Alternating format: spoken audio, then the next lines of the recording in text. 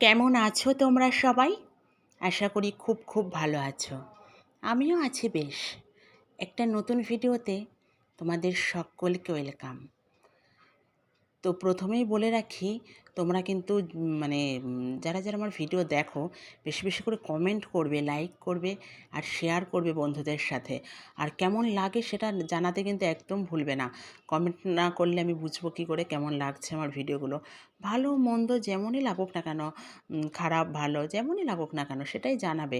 বা যেখানে যেখানে ভুল ত্রুটি, তাহলে সেই জায়গাগুলো আমি ঠিক করার আরও বুঝতে পারবো, ঠিক করার সুবিধা পাবো।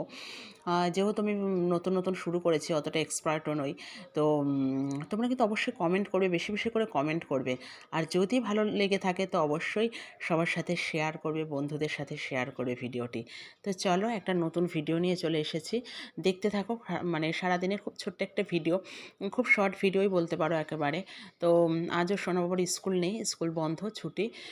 তো আমি তো সকাল সকাল উঠে পড়েছি, তাড়াতাড়ি উঠি ঘুম থেকে। আর পুজো দেবো না, পুজো না দিলে মনে হয় কি অনেক কাজ কম, জানো না। পুজো না দিলে মনে হয় কি যে মানে ভীষণ বড় একটা কোনো কাজ করিনি বা কোনো কাজ নেই, এরকম একটা মনে হয়, জানো না, আমার সবসময় কেন জানি না। তো ওই জন্য সকালবেলা উঠে পড়েছে, আর যেহেতু পুজো দেবো না তো সমস্ত বাসি কাজ কমপ্লিট করে। আর ওরা সবাই ঘুমিয়ে রয়েছে, আর যেহেতু স্কুল নেই ওই জন্য ওরা আর ওঠেনি। আর আমিও ডাকিনি, স্কুল নেই, উঠবে খুনি ধীরে সুস্থ। স্কুল না থাকলে না অতটা ব্যস্ততা থাকে না, আমিও আর ডাকি না, জানো না। তা শুয়ে রয়েছে যখন থাক। তা ওই জন্য আমি ভাবলাম যে ঝটপট করে আমিও কাজগুলো সেরে নিই। তা ভাবলাম যখন ওঠেনি তো আমি বেড ফেডগুলো ক্লিন করে নিই, তারপরে উঠলে একবারে চা বানাবো। আর আগে একার জন্য আর কি বানাই, তো একবারে উঠলে সবাই মিলে বানিয়ে খেয়ে নেবো, খাবো খুনি। তো ওই জন্য আর করিনি, গিয়ে টুকটাক কাজগুলো করে নিই। তারপরে দেখলে যে জামা কাপড় টাপড় ছিল সেগুলোও নেড়ে নিলাম। আর আজকে আর ছাদে যাইনি, নিচেই নেড়ে দিয়েছিলাম। এখানে রোদ্দুর আছে, মোটামুটি শুকিয়ে যাবে এখুনি। তো ওই জন্য। আর বললাম না, ওই যে পুজো না থাকলে না আমার যেন সময় কাটে না, মনে হয় অনেক বড় একটা কিছু করিনি। আর আমার খুব খুঁতখুঁতো লাগে নিজে পুজো করলে। একটু সবচেয়ে বড় কথা কি যে ঝটপট করে ভগবানকে খুব সকাল সকাল দিয়ে দিতে পারি পুজোটা, আমার বেশ ভালো লাগে। তার কি আর করা যাবে। তারপরে ভাবলাম চলো, বসেই যখন আছি একটু ফার্নিচারগুলো ক্লিন করে নিই, সময় যখন আছে আর কি। যেহেতু তো প্রতিদিনই কম বেশি করা হয়, বা এক দুদিন অন্তর অন্তর তো করি। তা ওই জন্য বসে আছি বলে তা ঝটপটগুলো এগুলো একটু মুছে নিচ্ছিলাম, পরিষ্কারই আছে তাও বসে আছি, ভাবলাম চলো আর একটু মুছে নিই। আর যেটা আমি সবসময় বলি, এগুলো ব্ল্যাক কালারের তো ওই জন্য না ধুলো পড়লে একটু বেশি বোঝা যায়, হালকা ধুলোতেই বোঝা যায়। তো ওই জন্য সেগুলো একটু মুছে নিচ্ছিলাম ঝটপট করে কলিনটা দিয়ে, যেগুলো একটু মুছে নিই যেহেতু সময় আছে। তারপরে ছেলেটা উঠলে ওকে রেডি রেডি করি, তারপরে ওকে পড়াতে বসাবো। তারপরে দেখি ওরা ওঠেনি, তার সমস্ত কাজবাজ কমপ্লিট করে আমি ভাবলাম যাই ছাদের থেকে একটু হেঁটে আসি। আর এখন তো থেকে থেকে বৃষ্টি হচ্ছে, ওই জন্য দেখেছো ছাদটা পুরো ভিজে, জানো না। তা ভীষণ ফুলটা খুব সুন্দর ফুটেছে, আর কি সুন্দর হাওয়া দিচ্ছে, জানো না, মনটা ভীষণ ভালো লাগছে। তা এখন আর বৃষ্টি হচ্ছে না, তো আমি ছাদে একটু হাঁটছিলাম অনেকক্ষণ, আর এগুলো দেখছিলাম, খুব সুন্দর লাগছে। আর এই সকালে এত সুন্দর একটা হাওয়া দেয় না, তাও তো এসেছি আমি অনেক পরে, যেহেতু ফুল টুল তুলবো না তাই, জানো না। ফুল তুললে তো আরও আগে আসি পুজো টুজো দিলে। তো ভাবছিলাম নিচে বসে থেকে কি করব, যাই ছাদের থেকে একটু হেঁটে আসি। আর খুব সুন্দর হাওয়া দিচ্ছে, আর বেশ ফুলও ফুটেছে, পরে এসে মানিয়ে যাবে এখুনি। আর এখন ছাদ প্রচণ্ড ভিজে, যেহেতু বৃষ্টি হচ্ছে থেকে থেকে, বর্ষাকাল। তো ওই জন্য খুব একেবারে ছাদের অবস্থা খুব খারাপ। আর এই সমস্ত হয়েছে, আর কুমড়োর ফুলও ফুটেছে, সবই মা তুলে নিয়ে যাবে এখনই, আমি আর তুলবো না। তা সেটাই হাঁটছিলাম আর একটু ভিডিও করছিলাম। তো দেখো আকাশে মেঘ দেখেছো, কালো মেঘ, এখন হচ্ছে না বৃষ্টি, যখন তখন আসবে, বর্ষাকালের বৃষ্টি যখন তখন আসে।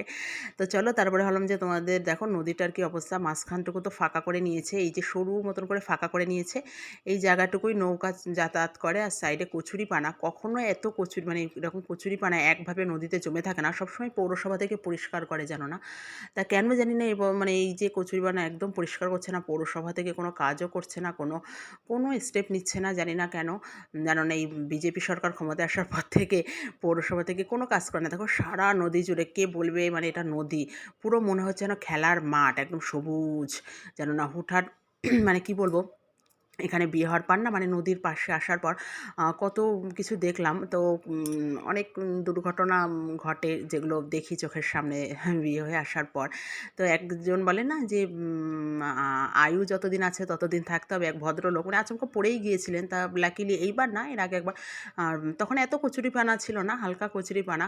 তো উনি এই ব্রিজের উপর থেকে সামহাও কোনোভাবে পড়ে গিয়েছিলেন, বয়স্ক লোকই বলতে পারো, ভদ্রলোক পড়ে গিয়েছিলেন নিচে, জানো না। তা মানে কি বলবো, নিচে কচুরিপানা ছিল বলে উনি কচুরিপানায় আটকে গিয়েছিলেন এবং বসে পড়েছিলেন। তো কোনো অসুবিধা হয়নি, কোনো দুর্ঘটনা ঘটেনি ওই কচুরিপানা থাকার জন্য, জানো না। এবার হঠাৎ আমাদের বাড়ি থেকে তো দেখা যায়, হঠাৎ দেখছি প্রচুর লোকজন, প্রচুর ভিড়। আমি ভাবছি কী ব্যাপার, এত ভিড়, এত লোকজন, কী ঘটনা ঘটলো। রাস্তার থেকে সব চিৎকার আসছে, ব্রিজের পরে থেকে চিৎকারের আওয়াজ। তারপরে শুনি যে একজন ব্রিজ থেকে কোনোভাবে, মানে ইচ্ছাকৃত না, হয়তো উনি ব্রিজের উপরে উঠে বসেছিলেন বা কোনোভাবে যাই হোক পড়ে গেছেন এবং কচুরিপানায় আটকে আছে, উনি ওখান থেকে চিৎকার করে ডাকছেন। তারপরে সবাই তো শুনতে পেয়েছে, যারা তারা তো দেখছে, এবার কী করে তুলবে কী করে ওনাকে। তারপরে থানায় খবর দিয়েছিল, সেখান থেকে পুলিশ এসে তুলেছে, জানো না। তা উনি পুরো সুস্থ আছে, কোনো সমস্যা নেই। তো বলে না, আয়ু যতক্ষণ আছে তাই কচুরিপানার জন্যই জানো না সেদিন বেঁচে গিয়েছিল। আর তো কত দুর্ঘটনা দেখি, মানে ঘটে দেখি চোখের সামনে।